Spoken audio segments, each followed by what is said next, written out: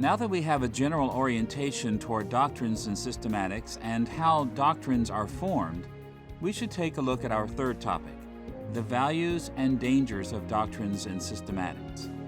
As we explore the values and dangers of theological doctrines, we'll follow the pattern we've seen in previous lessons by looking at the effects of doctrines on the three major resources for building Christian theology. You'll recall that Christians are to build theology out of God's special and general revelation. We gain understanding of special revelation primarily through the exegesis of Scripture, and we avail ourselves of important dimensions of general revelation by focusing on interaction in community, learning from others, especially other Christians, and by focusing on Christian living, our personal experiences of living for Christ.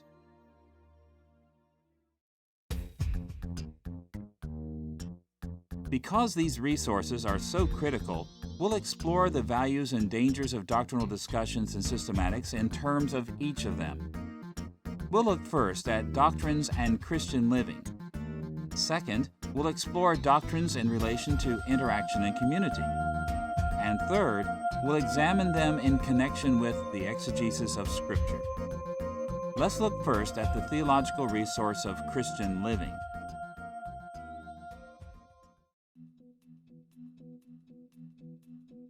As we've seen, Christian living amounts to the process of personal sanctification, and it takes place on conceptual, behavioral, and emotional levels, or as we've put it, on the levels of orthodoxy, orthopraxis, and orthopathos.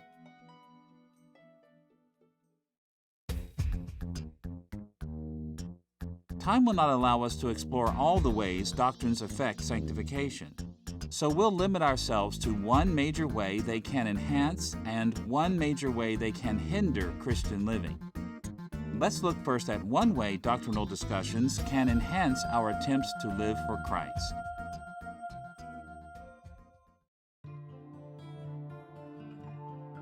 One of the greatest advantages of traditional theological doctrines is that they help us to think logically about our faith on a large scale. As we've seen, doctrines are built by logically synthesizing and explaining many biblical passages together. Unfortunately, many Christians do not know how to think logically about what they believe. In fact, at times, well-meaning Christians actually reject the notion that they should think through the logical connections among the many things they believe. Instead, they prefer to rest their decisions on just one or two biblical considerations. I remember once having a conversation with a young man who was convinced that he should not pay taxes to his government. He referred to 1 Corinthians chapter 10, verse 31 and said, "I'm supposed to do everything for the glory of God, and I don't think paying taxes is glorifying to God." Well, of course, I had to agree with at least part of what he said. It is true that we are to do everything for God's glory. But the implication he drew was based on too little biblical information. It wasn't guided by a host of other relevant biblical teachings. What was wrong with this young man's argument? He had forgotten a basic principle about the Scriptures that we always need to remember. I often put it this way: you just can't say everything all at once. Even God can't when He's talking to us. We know this is true in everyday life. We can never say every imaginable thing that we might need to say about a subject. Time will not allow it.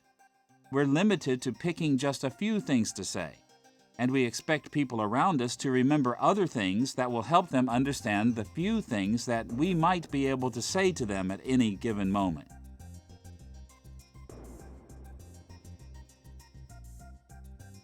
Well, the same kind of thing is true even for God when He speaks to us in Scripture.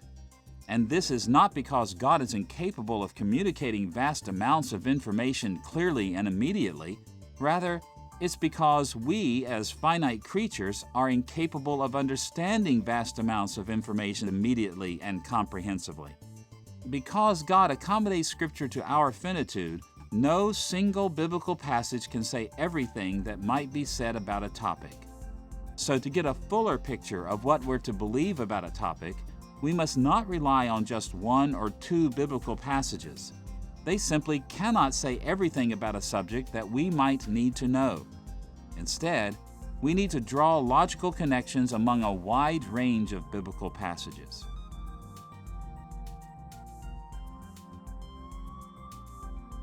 For instance, to make a decision about paying taxes, we have to consider more than one simple theological proposition, such as everything is for the glory of God, from 1 Corinthians chapter 10, verse 31.